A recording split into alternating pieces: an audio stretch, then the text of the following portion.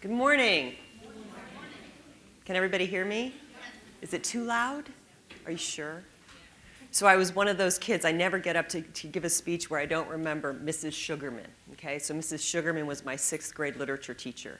And I was one of those kids, I got good grades, but some of you all have been around long enough, that back in the day you would get, grades for conduct, right? And I would get C's for conduct.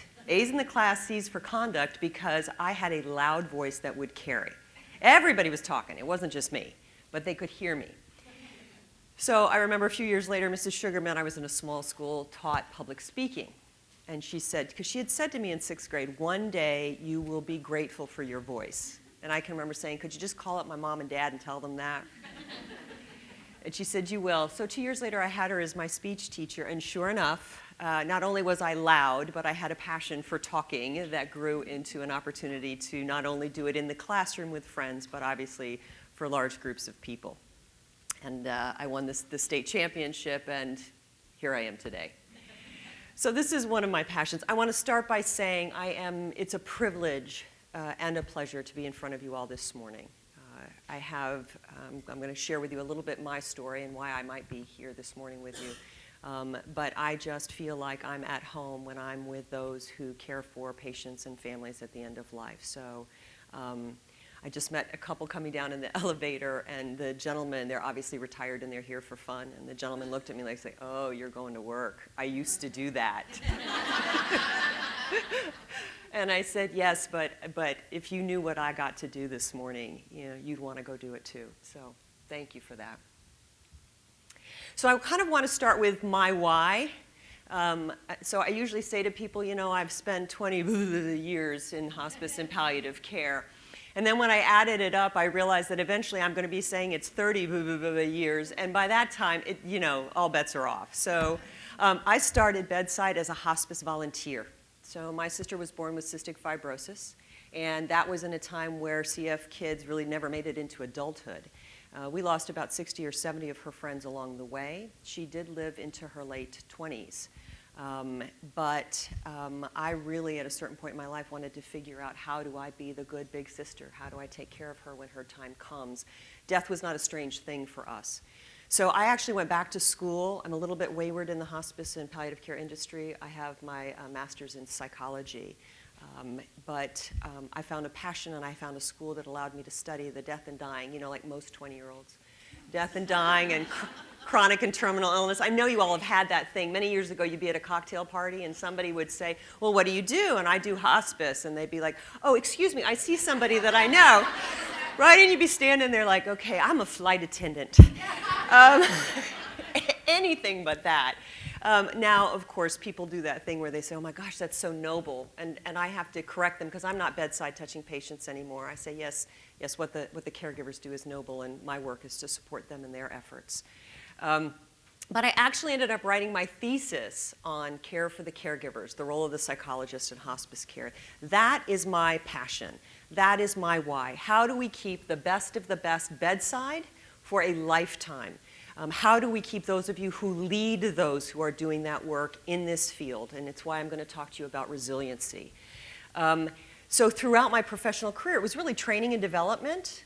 I spent 25 years with a national organization. As you've seen, I've been with some different hospices. We were elevating folks, clinicians in the field, into leadership roles, and they didn't know what to do. Back in the day, there wasn't nurse leadership. You didn't get that as part of schooling. You certainly didn't get it as part of social work. And that passion grew over the years into really, how do we develop organizations structurally and strategically to support the staff? Anytime you're a part of a national office, as I am now, we exist to serve the field. And if folks don't understand that, then there are other places that they can work.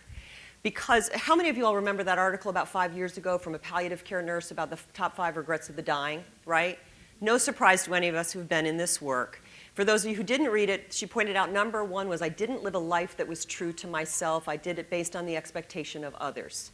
And boy, did that resonate with me as a human being, not so much with the patients and families, although I had seen that. But I think that really is part and parcel. So often I teach, what is your life review going to say about you?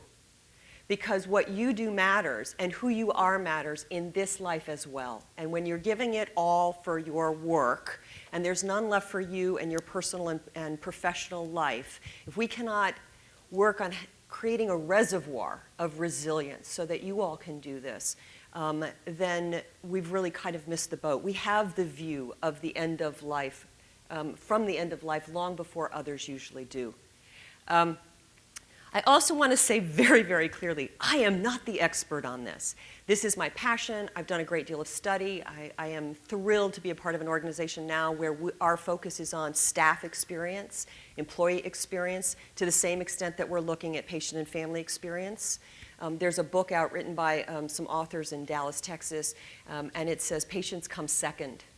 And the nursing officer who shared that book with me, she said, when you get it, make sure you carry it cover side in so nobody can see that, right? Because anybody in healthcare and hospice and palliative care are like, no, no, no, our number one value, no matter what organization you work for, right? It's patients and families.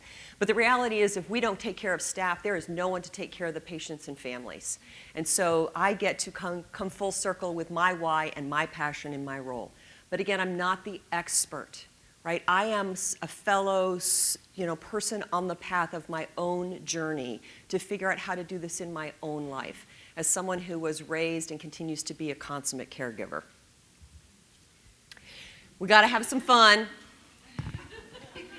And when I saw this, I thought about, how often, over the course of a week or a day or a morning or an hour or a visit, do you feel like things are unraveling? I call it that kind of thing. You go out on vacation, you come back, and it's like, how long can you hold on to that vacation?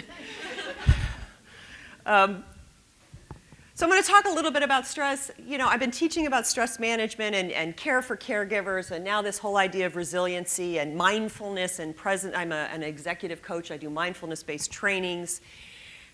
I wanted just to share little pieces, so we'll do kind of the umbrella down to the smaller pieces and pictures. And part of this is I want you to actually walk away by the time I'm done speaking with you this morning with one or two things you can apply right away to make a difference in your lives and the lives of those that you lead.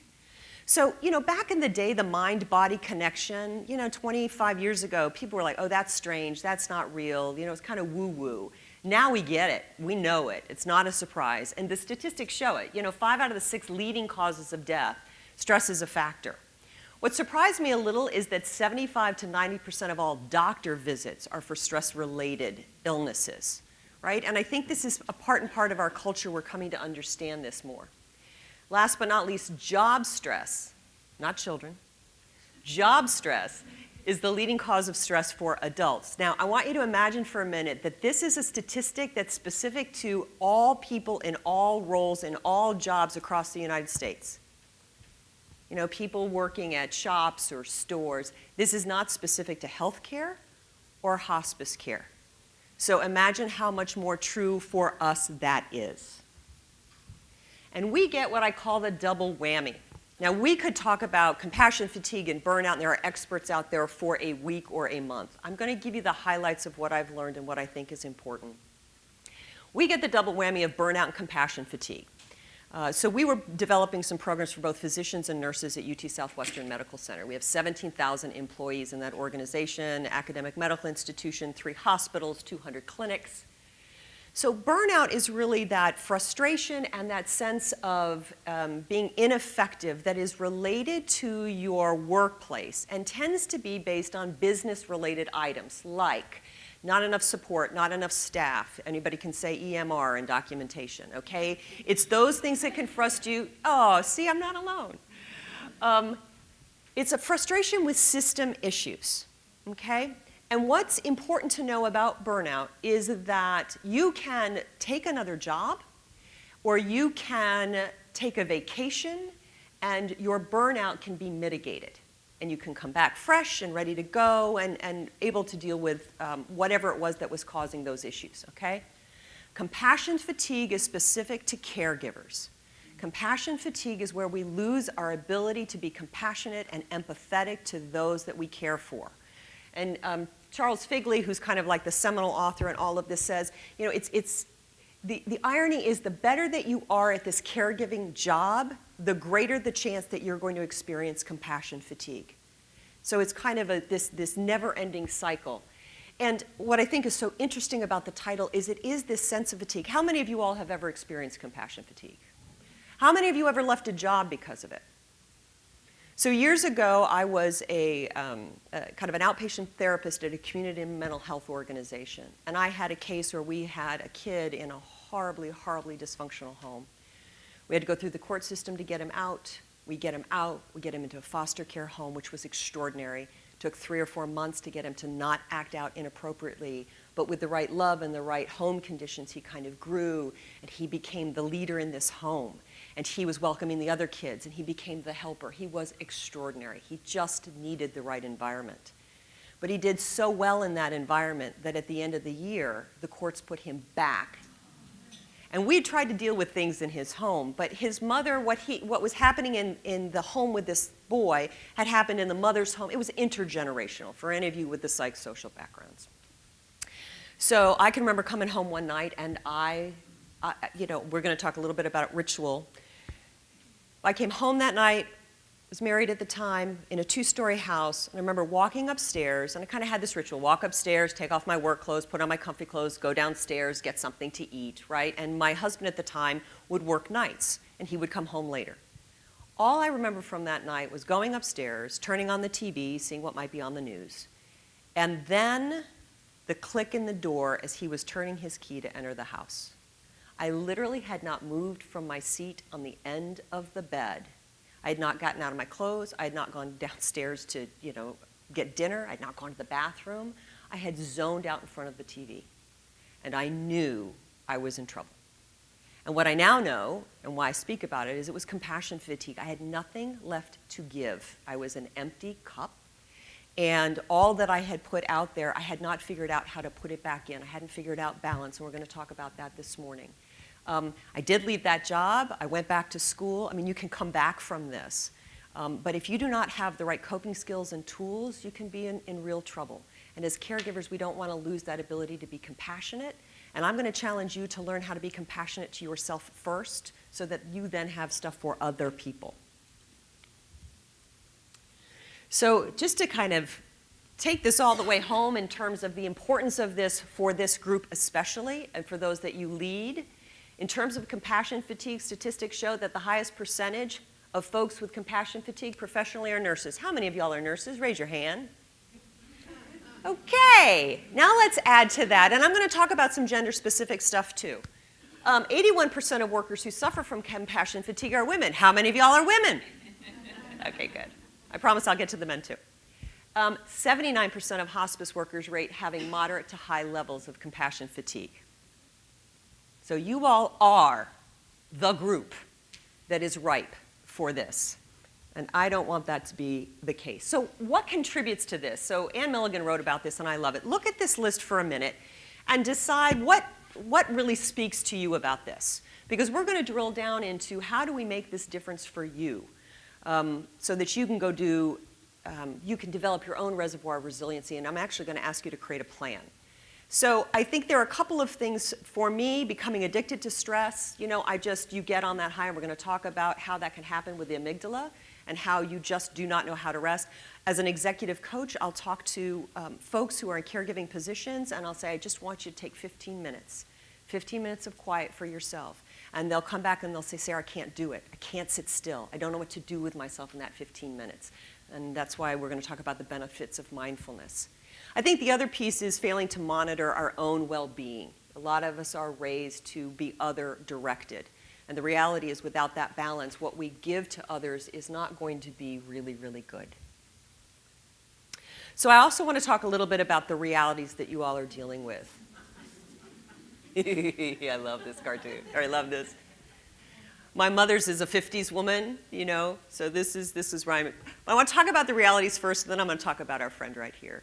These are the realities. We're doing more with less, patient acuity. If you've been in this long enough, what we used to see, the medicines of, oh my goodness gracious, right? And when do we get patients sometimes? Right? Oh, we're going to take him off the vent. Could you come in and provide care? Okay. Regulations, I'll let y'all talk about that. I can't. It's one of those things where I tease with folks. Years ago, we probably did 80, and these are statistics in my own mind, right? 80% care and 20% documentation, or 90% care and 10% documentation, right? The focus was on the care, and we got the documentation done. But with all the requirements now of documentation, sometimes it doesn't even feel like it's 50-50, and that makes my heart hurt. The competition piece, I'm like the Macy's, what's that Christmas story? I'm like, I just want patients cared for. Miracle on 34th Street. If you can't find it at Macy's, where am I going to send you? Over to Gimbel's, because I just want people cared for. I'm not sure my company's going to be thrilled to hear me say that on TV, but I'm coming from Dallas, where UT Southwestern was. In Dallas County alone, there are 200 hospices. Not in the state of Texas, which is pretty big, right? They could use 200. In Dallas County alone, big count, 200 hospices. And I don't know doesn't matter which side of like the political bandwagon you fall on, we are uncertain about healthcare. I am in the last year of the baby boomers, and it's like, I'm not even sure Social Security is going to be there for me. I mean, we don't know what's going to happen next.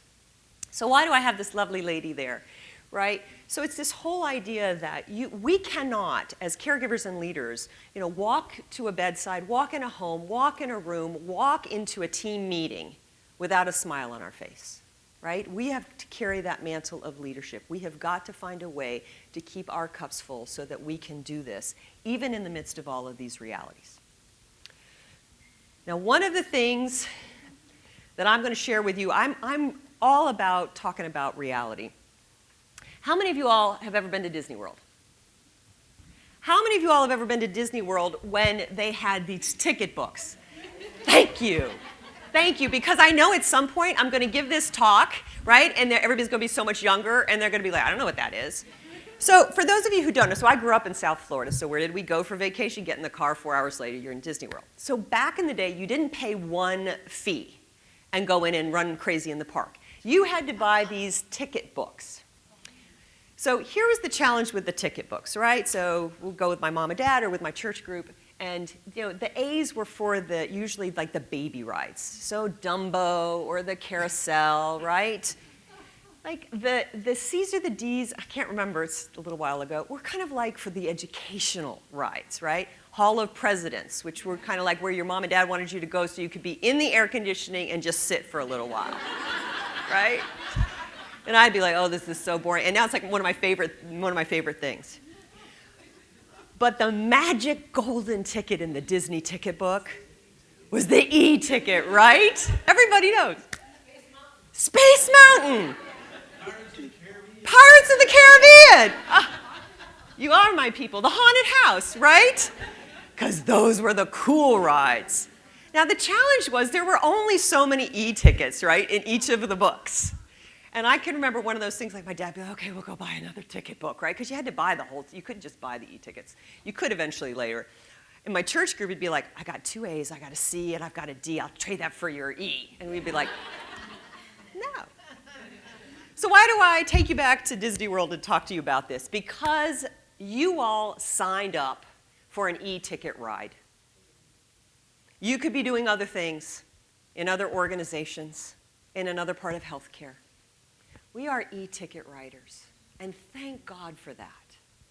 I have a really good friend. She's a hospice nurse manager, and she sent me a couple of years ago, one of those emails that kind of goes around, and it's this cute little poem, and at the end it says something about, and she arrived at the end of life, screeching across the finish line, all used up and covered with chocolate. And she said, "This is you." And I was like, "Yes, it is." I said, can I alter it a little? Can I kind of slide across all used up, covered in chocolate with an empty glass of wine in my hand? And she said, yes! Yes. That will be on my care plan.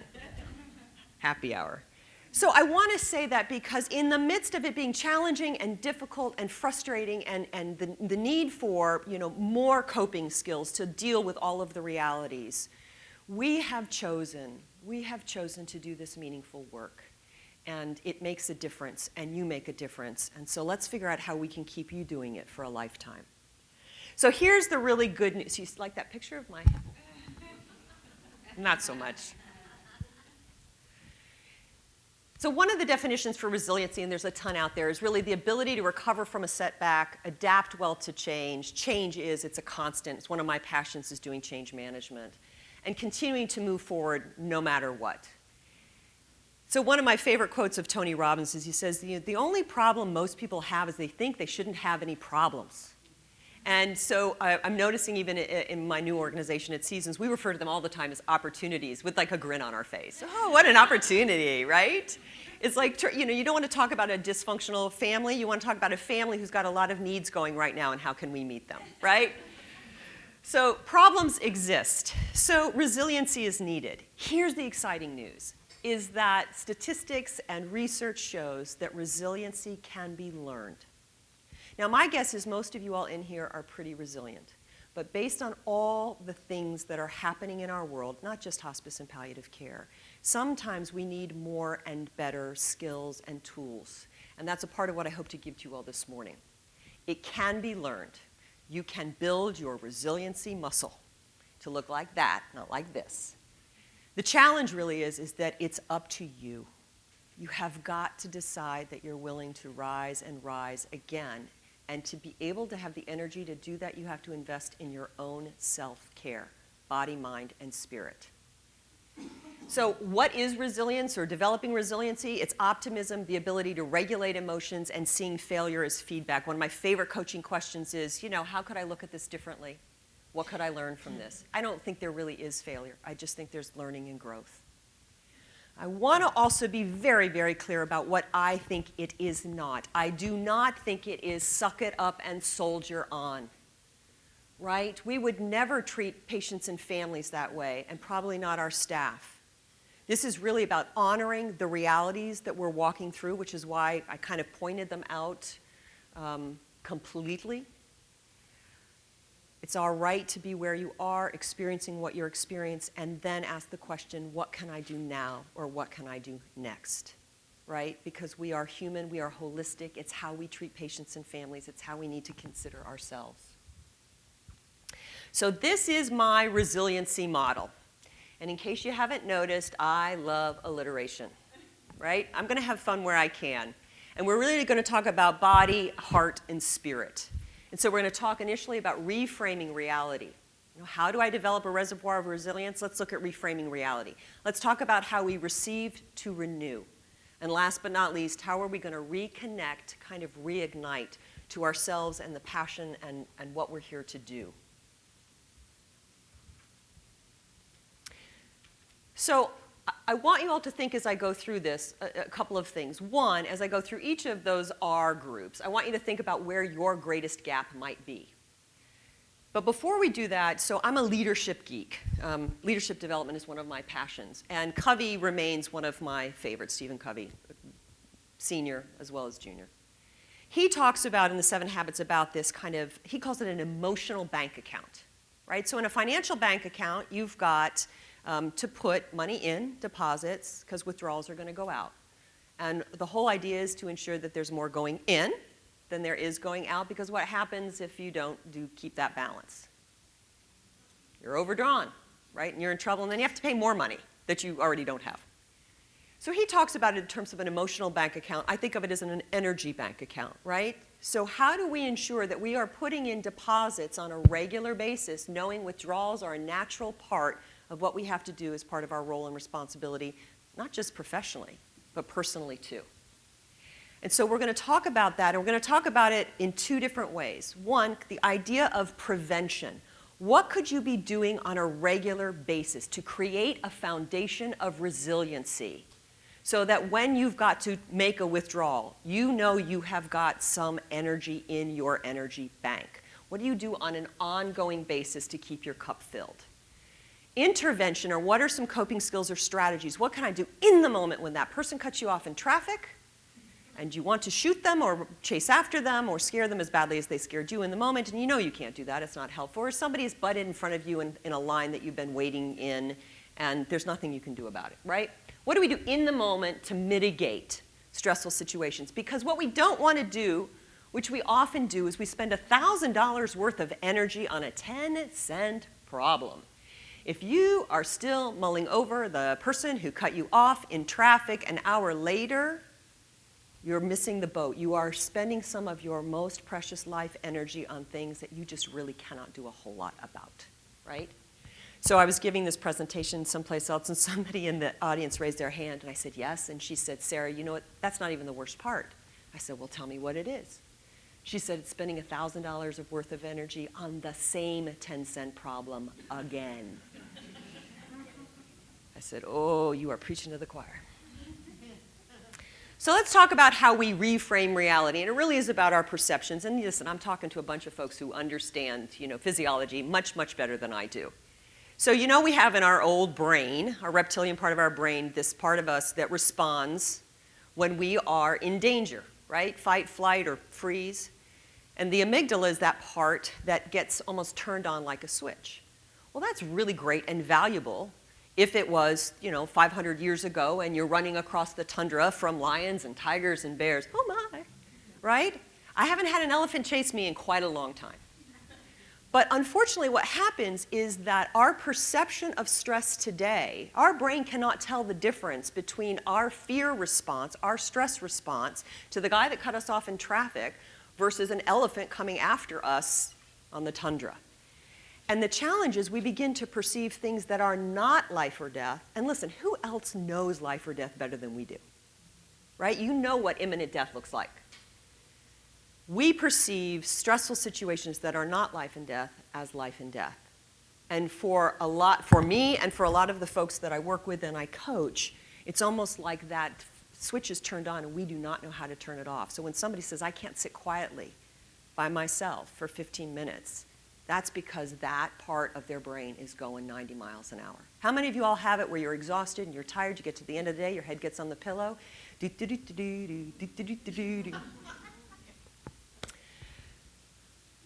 If we live in this state long enough, we get the physiological responses, or we don't sleep, there's the burnout and the compassion fatigue.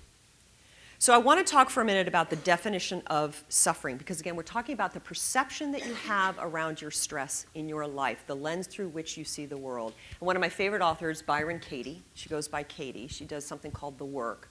Her definition of suffering is the difference between how things are and how we want them to be. And the broader that gap, the greater the sense of stress and suffering that we experience. Now, you all get this. When you see a patient come on, for example, a hospice program, and nobody really, it's that call, the doctor said to call you all, and what is hospice and what does this mean? And we're actually having that conversation about, your terminal illness and you're dying because the physician just used a bunch of gobbledygook and they don't understand because they're afraid to have that conversation. And so you see them like, oh no, and the gap for them for suffering is, I'm never going to die, which is what we all walk around with, right? I'm never going to die, to I'm dying. But as you notice on the journey, they get closer and closer, and the suffering becomes less and less. And that's a part of the gap we work really hard to close.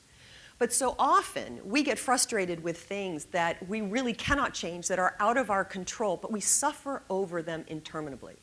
So I work with my teams in the past where if we were in a meeting, we start to complain about the same thing. What are we going to do differently about it now? Yes, this is how it is. What can we do about it? And I'm going to talk you through a couple of questions that can help. One of the other things when we're looking at reframing our reality, our perception in our mind, Dr. Susan Jeffers wrote Feel the Fear and Do It Anyway years and years ago. And one of the things that really stuck out to me in that book is she talked about what was at the core of fear and underneath it. And she said, so many of us are living in these stress-induced states because we're frightened. There's a lot of change. A lot of things are going on. There's a lot that we need to do, all the realities that we've talked about.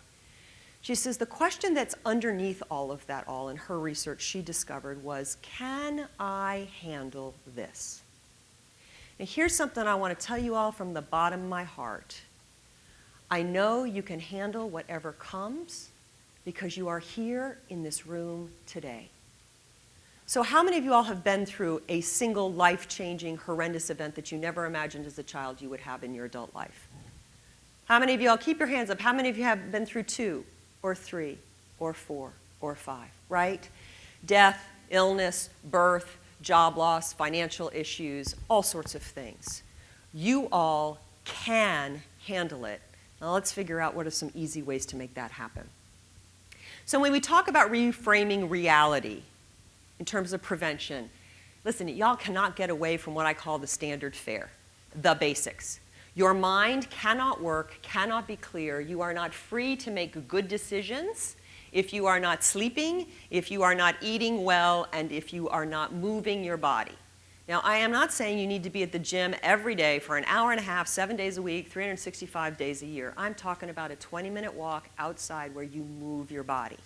I'm not talking about eating some specific kind of diet unless you have to and need to. I'm talking about balancing what you put in your body so that energy is there, so that you can be clear in your thoughts and in your thinking. Because without that, it's really, really difficult to discern anything in your life. And that's kind of the next piece when we're talking about reframing reality in our head. You've got to get clear when you're not in the situation what is or is not life or death. And sometimes you have to, I'll tell you the greatest way to identify that is to think about something that you continue to spin about. Ask yourself that question. You know, we do that with patients on a scale from 0 to 10. Is it life or death, 0 or 10? Now, I'm going to embarrass myself because I tell these stories out of school. I am traveling nonstop right now. It's great. It's wonderful. I get home to a condo that I just moved into 2 weeks ago in Chicago. I'm in for 1 day before I flew here. And I'm practicing this presentation. And there's this bowl of lemons on the counter. And I look at the lemons, and they don't look very good. And I'm thinking, oh, they're not good. I bought too many. I wasted them. And I'm laughing at myself in the moment because I'm picturing you all in my head where I am about to talk about, get clear on what is or is not life or death. And I am clearly spending too much energy on the lemons. I don't want to waste food, right? Okay? But it's like, teacher, practice what you preach. And it was like, in that moment, it became funny because so often we can get so tied up in what we are certain is life or death. And I'm going to talk to you about some questions to help you mitigate that in the moment. The other thing that I want to talk to you about is whether it's meditation or mindfulness or practice. You know, one of the gifts that we offer patients and families bedside is presence. And if we're not present in ourselves, we are not truly present for someone else. We are off in our mind somewhere else trying to get something else done. And people can tell. And if you're not present in yourself, you're not present in your own life. And one of the greatest ways to do that is through mindfulness. Now, here's what's really great. If you meditate, I call it, one of the things that we did at the UT Southwestern hospitals was a commit to sit. I think it's part of the Studer principles. And that meant sitting for 15 minutes bedside with a patient. If any of you have read the studies, patients will tell you you've been bedside with them for an hour, you know, if you just sit for 5 minutes. It's really about how present you are in that moment with that person. But if we're not present with ourselves, you know, nobody else is going to experience it in our lives. And unfortunately, we become one of those people that get to the end of our lives, and we were never aware as we moved through it. And it's one of those things that it's really, really hard to offer that to our family and to our friends if we don't know how to offer it to ourselves. And so you can just sit for 15 minutes. You do not have to have your hands a certain way. You do not have to have your legs a certain way. You can simply breathe. I was laughing because as I flew here out of Chicago, they've got the Dalai Lama on the TV, and he's talking about mindfulness meditation. And you can mindfully eat. You can mindfully walk. You can mindfully watch television. And it's the difference between binging on whatever for 4 hours and not paying attention and deciding I have a show I really like, and I'm going to sit and I'm going to watch it, and I'm going to be present in watching the show. I'm not on my phone. I'm not on my computer. And I'm not eating a bag of potato chips. The other reframing reality practice, the intervention, is what can we do in the moment? And if you can get clear on where your focus is, that can make all the difference. You know, where is your head in this moment? So somebody has cut you off in traffic, or somebody got in front of you in the line. I'm talking about the simple stuff. Now, maybe you all have grown past those moments. I have not. I have had to learn to ask myself, is it small stuff or big stuff? Really, these are really about those questions you have to ask on a scale from 0 to 10. How much does this really matter, right? Okay. No, you do not have to run up behind that guy and show him your colorful hand language. One of my favorite questions is this going to matter 5 years from now? And I had to add, that's the question that came in my head with the lemons. Is it going to matter 5 years from now that you let 6 lemons go to waste? No. And meanwhile, I live by myself. Nobody else is watching my lemons. The other thing I want to talk about, and it's so interesting because my new boss talked about doing this with her children, and she actually does it with all of her direct reports, so she wears two hats. Are we problem-focused or solution-focused? Where are we focusing our lens in our heads? And another quote that I really liked of Tony Robbins, he said, you know, really great leaders spend 5 minutes on the problem and 5% of their time on the problem and 95% of their time on the solution. Now listen, if I can get, you know, a 75-25, I'm happy. But my boss was saying recently, she said, you know, if somebody's got an issue, and this is about, you know, not just soldiering on, and they come in and they've got an issue, she said, I'll let them vent for 10 minutes. She apparently does this with her kids. Let them vent for 10 minutes, but after that's over, we stop. And now, let's get solution focused. What can we do about it? Because again, you don't want to spend that $1,000 worth of energy on a 10-cent problem. And maybe it's, you know, a $500 problem. I get that. But how do we put our energy in the place where it can make the greatest difference? And I don't know about you all, but when I'm focused on solutions and not the problems, I feel better. I feel like I'm moving in a good direction. And here's, I'm going to talk about 1 minute of focus for head, heart, and spirit. I call it your ABCs. And I did think about, you know, Michael Jackson, ABC, Jackson 5, but I thought you don't need to see me dance and you don't need to hear me sing. And it's this simple, get aware, get aware. In that moment of stress and disconnection or in your mind's going, just get aware. I'm here. And then breathe. The greatest benefit we have, and I love it because it's the one thing that leaves us when we make our transition, right? Is your breath. It's yours, you own it. Most of the time we do it unconsciously, thank goodness. We notice when it's difficult to breathe. I was a kid who grew up with bronchitis, and you see it with our COPD patients. Just breathe. Just be. Come back to who you are in this moment. And once you do that, you have the ability to choose. Where is my focus? How else can I look at this? What can I do in this moment now? You know, I had a boss who called me once and he said, Sarah, how's this project going? Well, it's a project I'd worked on for 8 months and turned over to someone else, and they had done nothing. But he was calling me about it. And I started with the, well, blah, blah, blah, blah, blah, blah, blah, blah. I was not in a solution-focused place. I was in the accountability model that the Oz people teach. I was below the line. I was blaming. I was pointing fingers. This was many years ago, of course. And I said, well, so-and-so, blah, blah, blah, blah, blah. And he's on the other end. He said, that's OK. I just want to know where we are now. Well, you think I would have stopped and said, oh, OK, well, let's get solution focused. Oh, no, no, I wasn't done. Well, so-and-so did it, and then so-and-so left the company and did it. He's like, Sarah, deep breath, right? Deep breath. I understand. Where are we, and what can we do now? And it was like, I remember going, oh, OK. Great leadership moment for me. OK. We've talked about the mind and perception. Let's talk about renewal. What words come to mind when I say the word renewal to you all? Fresh. New. Right. Clean. Energized. Yes, it's like one of my favorite words. And the Merriam-Webster dictionary says to make like new, restore to freshness, vigor. I'm not so sure about the perfection piece. I like getting that out of the way. But when my dad died, and you know how people give you flowers and things like that, well, one of my closest friends that I also worked with gave me, and I'm sure so you see these thumbs? Brown, not green. She gave me this plant, and I call it the peace plant. I'm sure some of you with green thumbs probably know exactly what it's called, right? What I loved about this plant is it could look like it was imminent, right? And all you have to do is water it. Here it comes back. I'm like, oh, because I would forget. And that's what I think of when I think of renewal. I think of that plant and watering it and kind of bringing ourselves back to that juicy deliciousness of life that we really should be living. So I want to ask you all, by a show of hands, if you'll play with me for a moment, how many of you all are givers? Raise your hands high. Yeah. I don't think there's a single hand that's not up. How many of you are good receivers? All right, I want you all to look around. We had like everybody's hand, and some of you do what I do, which is we go from, I'm a giver, I'm trying to be a receiver. I have a little problem with my hand here. Two sides of the same coin, right? Flow, ebb and flow, yin and yang. Why? What is it we actually believe is the opposite of giving? Taking.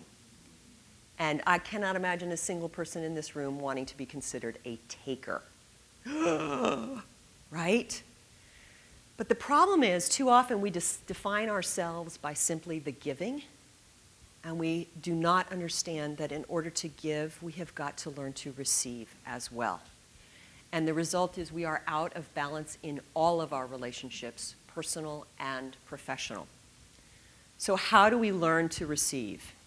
So I want you to think for a moment. You close your eyes or just think. It's for some of you, it could have been this morning or a week ago. I want you to think of a time. When was the last time you gave to someone and they really received it? And you knew that you'd made that difference for them. And you gave them maybe something that nobody else could. So do you all have something in mind? What did that feel like to you? What are words that come to mind when I ask you, what did that feel like to you? Great satisfaction. Fulfilled. Happy. So I want to ask you, why would we ever not choose to allow others the gift of those feelings too? Great, because that's on the next slide. Because did you hear what she said? She didn't know how, right? A lot of us we don't know how to receive, and we're going to talk about simple, basic, easy ways to do that. But I don't know a single person who does not want, in this room I'm sure, that does not want others to feel good. But sometimes we get so out of balance with being the givers that we do not know how to receive, or we do not allow others to give to us. And unfortunately, the message that sends to others is that they're not capable, they're unable, or whatever they give you is not good enough, right? I don't think that's our intention, ever. But that's what can be experienced by other people. And in my life, I have to own it's become a self-fulfilling prophecy. When I began to become aware of this and changed my behavior, it was like, okay, I'm going to ask so-and-so for help, and I would ask for help, and they wouldn't give it to me. Why? I had taught them I'm not someone who has any needs for that kind of help, right? And so we're going to talk about one of the ways you can start to do it with is by doing it with people you pay for help. Imagine that. The other thing is, none of us, I'm just going to assume this, I've known you very briefly, I'm going to assume this, none of us would show up at the bedside and say, hi, I'm Sarah the nurse, and the social worker, and the chaplain, and the hospice aide, and the physician, and the team leader or director, I'm going to take care of you on hospice. Right? We have a team for a reason. But part of giving and receiving when you're in the professional world is the ability to collaborate. Yes, we have scope of practice, and you can call it interdisciplinary, intradisciplinary, transdisciplinary, I just heard that word, whatever you want to call it. But you've got to do what you do, and others have got to do what they do. And you cannot do what they're meant to do, nor would we have set it up this way if that worked, right? The other piece is if you're in leadership and you are unable to do the give and take and the give and the receive and the collaboration, if you're not in business, we call it delegation. And I teach situational leadership. And people often take an online survey, and something like 98% of leaders do not know how to delegate appropriately. They delegate the task, they don't delegate the decisions. And how did you all learn to do what you do? People allowed you to make decisions, sometimes with good outcomes, sometimes with not so great outcomes, right? But if you do not understand how to do this, you are going to create a team of followers, not a team of leaders. You're going to have dependency. And I've seen it often with kind of the team director who's the mother hen, but is really not asking for everybody to show up in their professional capacity. So we're going to talk about how do you learn to receive, if you've not been taught, in terms of both self and other care. But before we get to that, I want to watch my time. I want you all to take a peek here. I've come up with kind of 5 myths that I think block self-care, our ability to receive. You know, I have no time. Well, the reality is you found time for others. It's just kind of where are you on the list? So when I'm coaching clients, I'll often say, let's do what we call a time in motion, which, by the way, everybody hates when I tell them this and they roll their eyes. It really is identifying per hour for 7 days where your time and energy are going. And I have people who come back and say, I have no time, Sarah, I have no time. And they'll say, oh my gosh, I'm spending, an hour and 45 minutes a day on Facebook. I had no idea. Because it's 10 minutes here, it's 10 minutes here, it's 10 minutes here. Now, that's fine if that's something that fills your soul. But if you're unconscious about where your time is going, you got some trouble. I'll get to it. This is what I was raised with. I'll get to it as soon as everything else and everyone else's needs are met. When will that happen? Never. One of the blessings, I have a 21-year-old daughter, one of the blessings, you hope each generation gets it a little better. And I think I did a little better than my mom, and my mom better than my grandmother. My daughter's certainly well on her way. And she said to me once, Mom, you just work, and then you figure you're going to play when the work is done. The work is never done. And she said, and then you get sick. And so then the time you would have had to go do something, you're nursing a cold or something like that. And so she is an expert at, we're going to do our work for 3 hours or homework or whatever for 3 hours, and then we're going to watch a TV show for an hour, and now we're going to get back to this, and I'm just kind of like, my amygdala's going, okay, are you sure? In my family, we had a generational legacy of self-sacrifice and overgiving, especially through the women in my family. The matriarch in my family, my aunt, is more like my mother's mother because there's 10 years difference between the two of them. And I read the book back in the day, Eat, Pray, Love. How many of you have read it, right? Loved it, thought it was great, interesting, big Elizabeth Gilbert fan. Send it to my aunt, who's like my favorite person in the whole world, and I said, how did you like it? And she said, she is the most selfish woman I've ever read about. I was like, really? Oh my gosh, she just up and went and paid attention to herself, and I was just like, okay, I got it. I got where I got some of my stuff, right? There's also this idea it can all get done. And sometimes we just think life is about getting through it. But we know the price is paid for patients at the end of life when they've lived with that. So whichever ones of these stick with you, one of those questions is another Byron Katie question, is to ask yourself, is it true? Is it true that you have no time? No, I found time for so-and-so. I'm going to create time for myself. Is it really lazy for me to take care of myself in this moment after I've worked, 60 hours this week? No. In fact, it's necessary and needed. Is it true? Good thing to begin to kind of question. So here are your prevention and intervention practices. I'm going to talk about this in terms of receiving to renew, in terms of both other and self-care. So if you don't know how to take care of yourself, you're not modeling how to do that for other people. People watch what you do, not what you say. So you start with you. Right? And a great example of this is, I do this all the time in coaching. Someone will come in, and I'll be working with someone who's not really good at the self-care piece, and I'll say, even if I put out some suggestions and I get that, no, that won't work for this reason, no, that won't work for this reason, and it's like, oh, okay, the wall is up. That's all right, that's why I'm here. And I'll say, okay, will you pull that chair over? And they'll pull the chair over. I said, your best friend is in that chair. Or if they're a parent, your child is in that chair. They're living through what you're living through. What would you tell them?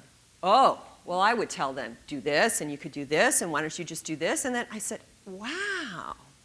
Because usually they've actually said a couple of things I said, but I don't say that. And I said, so what's keeping you from taking your own advice? Oh, I couldn't do that. And then we talk about what's different. We need to learn to befriend ourselves. Even with self-talk in our head, we say things to ourselves. We judge ourselves sometimes in ways that we would never do with another person. We would certainly not do with a patient and family. I think that self-care starts with self-compassion. I matter and count too. Not more than or less than, but, inclusive. One of the other pieces is I don't know how to, and I think a corollary to that is I don't know what I want. So I took a trip alone once, and I realized that I would get places, and I was not sure, so used to, what are you getting, right? I just read this article on the plane where a mom was watching. She's got a son and a daughter, and it's like their house is the house everybody plays in. And she said, I can come in and say, hey, are you guys hungry? And the guys will go, yeah, right? And then this is gender differences. And she'll ask the girls, and they all look at each other like, are we hungry? And then someone will say, yeah, and somebody goes, yes, Mrs. So-and-so. So then she'll say to the boys, do you want pizza or do you want subs? And they'll be like, pizza, subs. They'll say what they want, right? They don't look at each other for it. The girls would be like, oh, whatever. It's all okay. So some of this, and we're changing these things, right? But so often we don't know what we want, right? Or we've lost that in the sense that we've always been giving to others. It's what so-and-so wants. And so it's one of my favorite authors, Julia Cameron, has written a book called The Artist's Way, and it's actually like an activity book and a workbook, and you can do it as a group, you can do it singularly. And one of the things she suggests is an Artist's Way date. And it's where you go with yourself, not by yourself, with yourself for an hour a week to do something that really speaks to your soul. You know, I'll hear from friends, well, my husband doesn't want to go to the museum. And I'll be like, and I'm single, and I'll say, well, go to the museum. Well, I couldn't go by myself. Why not? If you don't enjoy your own company, I'm telling you, other people are not going to really have fun around you either. Now, I'll go to the museum with her, but we really, in order to hear that still small voice within us, we need to spend time in our own company. And here's one of my other favorite things. Cheryl, I knew I was going to forget her last name. It'll come back. Wrote a book called The Art of Extreme Self-Care, Richardson. And she says, if you are not disappointing someone on a daily basis, you are not living a life true to yourself. And here's what I want you all to understand.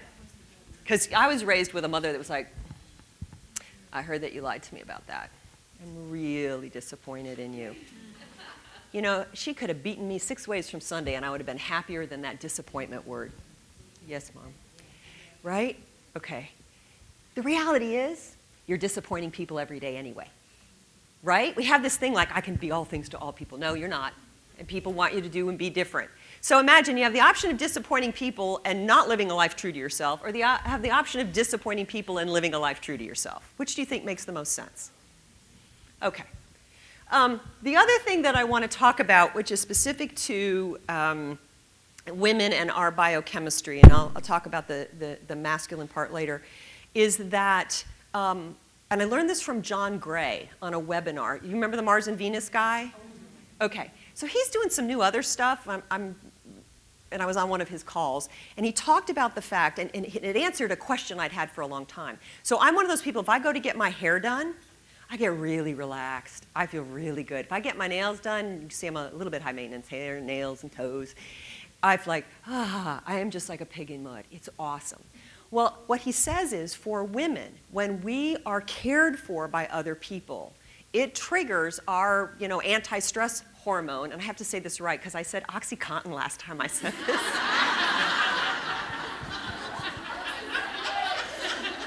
Like,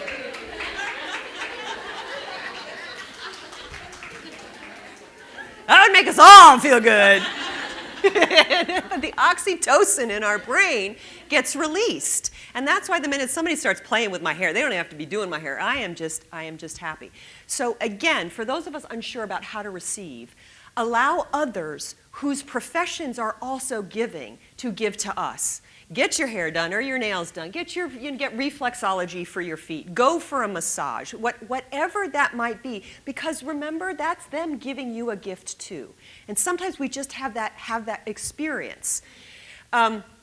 Intervention, the 1 moment piece, the 1 minute. I get scared to put this up when I talk, but 1 minute of play or pleasure, right? And sometimes we think of this pleasure as a funky word.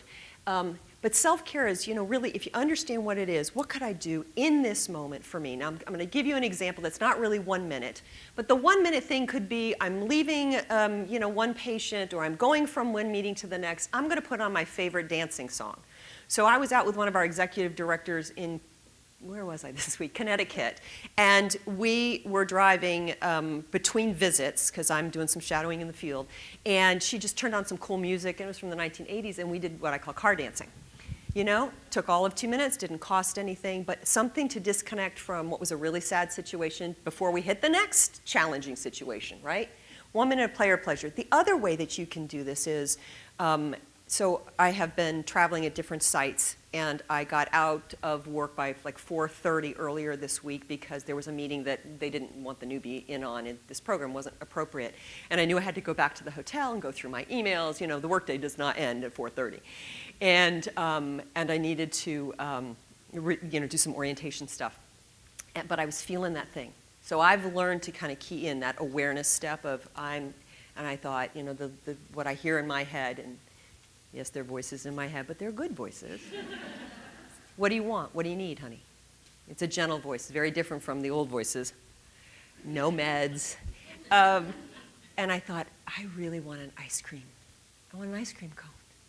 And it was like, and I did have that. It's 4:30, and what time are you all eating? And it's just, I'm in charge of myself. And so I did my little around me. I found the local yogurt shop. They had my favorite, which is peanut butter. And I got it, and I sat in the car, and I enjoyed every bite. And then I was ready to go back. I was refreshed, ready, renewed, all of that stuff ready to go. Just that 1 minute, whatever feels good to you. 1 minute of play or pleasure. The other thing is that minute of support from other people. Again, talk about I don't know how to receive. This is another great way. And, I couldn't help myself. It's like drop resistance to receive assistance. I just thought that was so cool. I put it on the slide.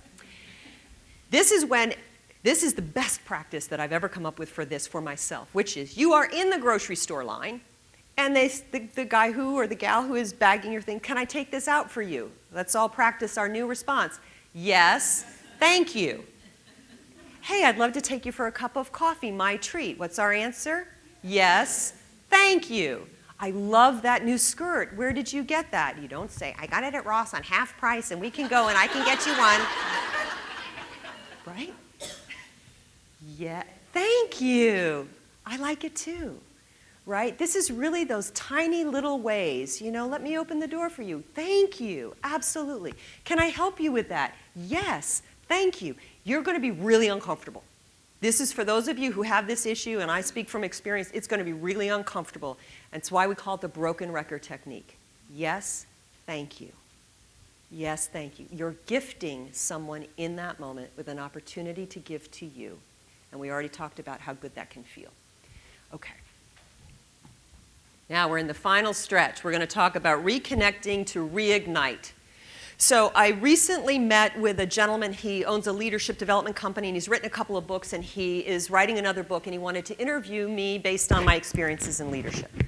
And so he asked me, tell me about your leadership path and all those kinds of things. And I told him about my time in hospice and palliative care, and he said, oh, you're one of the 20%. And I'm like, I have no idea what he's talking about. I said, what do you mean I'm part of the 20%? He said, do you know that the workforce is only filled now with 20% mission and value-based people? Now, I didn't imagine it was 100%, right? But I didn't think it was just 20%. And this is his business, this is his work, this is what he does. So I actually was a little devastated that night when I thought about that, especially when I think about how do we continue the hospice and palliative care vision and mission. But okay, great. This part, we're talking about your spirit, that part of you that is greater. I'm not talking about religion, and I'm not talking about faith. I'm talking about that part of you that is larger than your role and your responsibility and your company and your day-to-day. And how do we reconnect to that larger piece and part of ourselves in order to reignite our passion, our mission, and our vision for the work that we do in the world, whatever form that takes. And one of the things that I think is really key, and we have to do kind of both and I actually do a 4-hour retreat on this, is we got to figure out how to connect to our true north. Right? Why did we get into this in the first place? Why do we do this? It's kind of like when you know the compass in your true north, you weigh and measure every decision you make based on that mission and that true north. And then we've got to figure out how to get the mission down into the mundane, to the day-to-day. How do we stay ignited in that way when you are dealing with all the problems that all of you are going to face as soon as you get back home and go to work on Monday? Here's what I want you to hear from the bottom of my heart. The universe would be less without you out there doing what you do every day. You matter, you count, it's important. You touch people's lives in ways you have no idea. It's kind of like the pebble in the pond, and the circles go wider and wider and wider. And so it's important that you reconnect to reignite who you are, even as you move through your professional career. So the prevention pieces, you need to know your true north. You need to know your why. You need to know your passion. So how many of you all have heard of Simon Sinek? Know your why? If you haven't, not YouTube, TED Talk. He is, first of all, he's ridiculously cute. Some of my favorite leadership people are ridiculously cute. But he has an entire thing. If you know your why, your true north, then you know how to make decisions in your life, one step at a time. So watch him on TED, and he's got a book. And I actually went through his online course to get clearer on my why as I continued to move through my professional career. Because you go in doing one thing, and then you do something else, and then somebody else asks you to do something else. There's also something called the Passions Test by the Atwoods, A-T-W-O-O-D-S, and I'll get you all the resource list. They put you through a process where you re-identify, like on a 6-month basis, what your top 5 passions are. So I have mine, and I look at them every day so that I remain in alignment with that bigger mission, value, vision, and purpose for my life, so that when I get to the end of my life, I won't have those regrets. I will have lived a life really true to myself. And 4 or 5 years ago, my daughter was top of that list because she was still in high school. I'm a single mom. I was raising her, right? She's now launched. She's got 1 more year of college. Other things. Now, she's always on the list. But really, where is your focus and your perception? And if you don't know what goes on that list, they have a process in their book called the Passions Test to take you through it. So know your whys, or know your passions. Remember that you're a human being and not a human doing, and have activities for your foundational care that are specific to that. So whatever your daily or weekly spiritual practices are, whether you're going to meditate or learn mindfulness, do a gratitude journal, which we're going to talk about in a minute, or get in the pool and float, to go to your church or your prayer group or your temple, whatever it is, you need to have practices that you do on a regular basis. You can't wait. This is cumulative. It's like you can't go out and run a marathon, right, without practicing. If I said, okay, we're now going to go run a marathon right now. Let's go outside. I've got shoes for you. You look at me like I was a loon, right? I do a lot of the breast cancer walks, the really, really long breast cancer walks. We train, even though we're walking. We train in order to be able to do a marathon walk and a half marathon walk. And connect with a community that has nothing to do with work, right? So remember, one of those things is that you think you are what you do, right? And if any of you all have ever had a job change where you went from something you loved and then went on to something else, and you know that, sometimes our sense of self gets disconnected.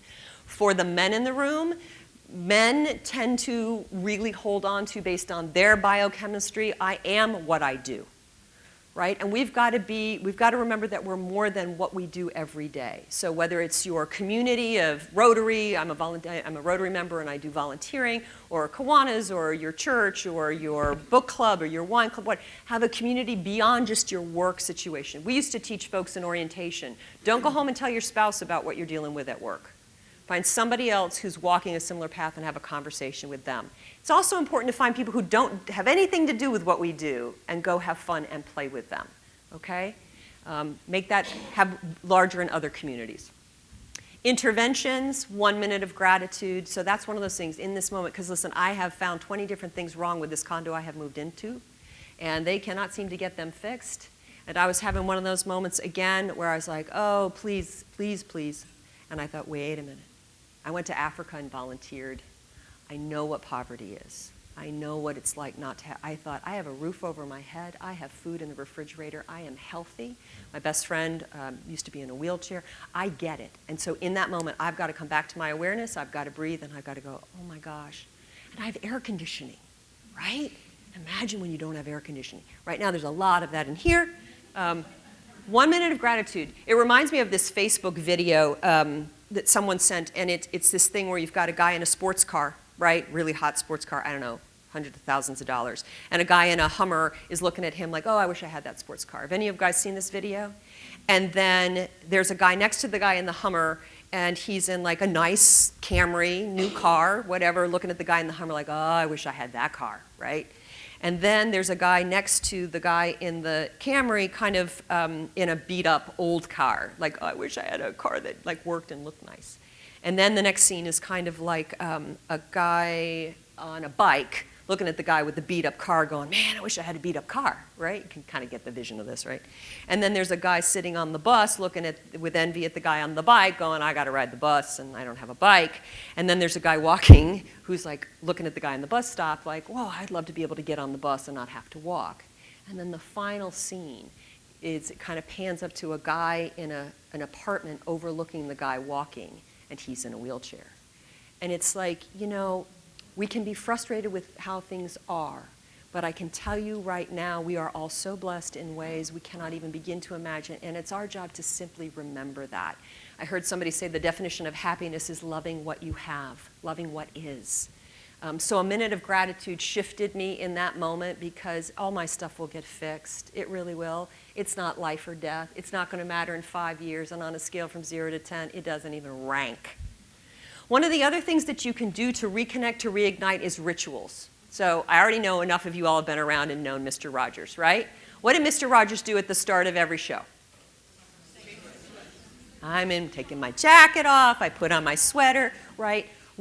Add rituals that connect you to the larger part of who you are and not just your roles and responsibilities at work. So I've talked with nurses who, I get out of my scrubs and into my comfortable thing. Or I take my badge off as soon as I get through the door, I hang it on a certain wall and, whatever it is, pour myself a glass of wine, whatever. There are tons and tons of rituals that can help ground you in terms of who you are in the bigger vision of the world and not just what you're doing every day, so that you don't take it with you all the time. I often recommend, what's your ritual between leaving wherever your last visit or your office or whatever is to when you get home? A lot of people call family members, a lot of people listen to books on CD or music. Find a ritual that works for you. And last but certainly not least, celebrate the small successes often. So I do this self-care retreat, and I had somebody there, nurse manager and educator, and I had her do a plan, and she said, as people started to talk about, what's your plan to go put some of this in place in your life? And she said, Sarah, we had talked about celebration. We talked about play, we talked about celebration, ritual. She said, I have an expensive bottle of champagne in my refrigerator that's been there for 3 years, waiting to have something to celebrate. And I said, have you had nothing to celebrate in 3 years? And she said, I have tons of things to celebrate in 3 years. We just don't ever pull it out. Somebody bought it for them, right? It's expensive. It's like those of us who don't use the fine china unless it's the holidays, and then we complain because we can't put it in the dishwasher anyway, right? We know this with patients and families, right? So her plan was, she said, we're gonna pop that bottle this weekend. So she called me Monday. She said, thank you. And I said, what? And she said, I went home. I picked up food on the way home. She said, I got my mother to cover the kids. She said, I pulled out the champagne, I pulled out glasses. She said, my husband came through the door. He didn't know what he'd come home to. We popped that bottle, we ate dinner. We haven't had a conversation and spent time talking like we did that night in forever. And she said, we are now going to make sure that we do something. I said, was the champagne still good? She said, yes. So she said, I am never, ever, ever waiting again for 3 years to find something. Make it up. Celebrate. Make it up. It's, hey, I got to go to HPNA Day today, right? Right? And because otherwise we end up not living a life true to ourselves. I could go on forever and ever, and I'm going to run out of time, and they're going to yank me. So I want you all, now it's about you. It's about building your resiliency plan. Of the 3 areas we discussed, whether it's reframing reality or reconnecting to reignite, or whichever one, receive to renew, reconnect, pick one that for you kind of stands out and needs the most attention. I'm sure it came to mind as I talked. And it could be something I mentioned. It could be something you used to do that you've stopped doing. And it can be a prevention piece. It can be an intervention piece. I used to spend time in my garden. I'm going to do that on Wednesday nights when I get home from work instead of just waiting for the weekend to do that. It can be simple. It can be easy. Pick 1 or 2 interventions or preventions. I'm going to listen to music on the way home. I'm going to take that bottle of champagne out of the fridge and celebrate with it. And then ask yourself the 3 F's. No F words here. This is one of the coaching words. So when I'm working with someone, they're developing a plan for what they're going to do next, we talk about this. Is it feasible? Can you do it? So could this gal go home and pull out the champagne and order dinner and all that? Yes, right? It's feasible. Can you do it? More importantly, will you do it? And I want to tell you my favorite F word, which is fun. If you make it fun, you will do it. If you make it drudgery, it's never going to happen. So find a way to make it fun. If you want to walk more, walk with a friend or a neighbor. Find a way to pull somebody from the office and go around. Make it fun. And then fulfilling. If it does not contribute to your reservoir of resilience, it will not be sustainable.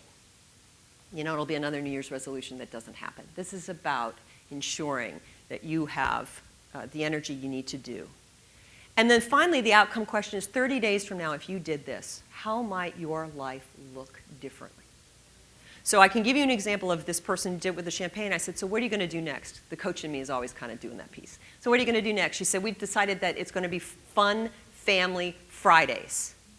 Say that 3 times fast. And I said, well, what do you mean? And she said, we've already decided, she said, next Friday, because my kids knew immediately when they got home that mommy and daddy were different. And she said, so we're going to do that every other Friday. It's going to be my husband and me. She said, and every other Friday it'll be with the family. And I said, well, what are you doing next? And she said, well, you know, on my plan, I put play like I did when I was a kid. So what we're going to do is we're going to do a fun dinner, like a kid fun dinner. Not McDonald's, but a kid fun dinner. And then we're going to walk to the park. And she said, I haven't been on a swing for 20 years. We're going to swing and we're going to play. Doesn't cost you anything. Doesn't take a lot of time. Take the kids with. So she's now created that. And I did talk to her because she had me then come and present for all of her nurse leaders. And I said, she said, my life is different. I wake up, I feel great, I feel wonderful. And what starts to happen is you add more and more and more of those things. So think through, feasible, fun, fulfilling, and 30 days from now, how might your life look? Begin with the end in mind. Because the goal really is to have a life that you have lived that is true to yourself. You've only got this one, this time as this person. And if you can consciously create a reservoir of resilience, then your moments will be different. And we know better than anybody else that your moments, right, become the minutes, that become the hours, that become the days, that become the weeks, that become the months, that become the years, that become our lifetime. And that's our legacy. And if you are able to do this for yourself, I guarantee you, we will all be better for it. So thank you.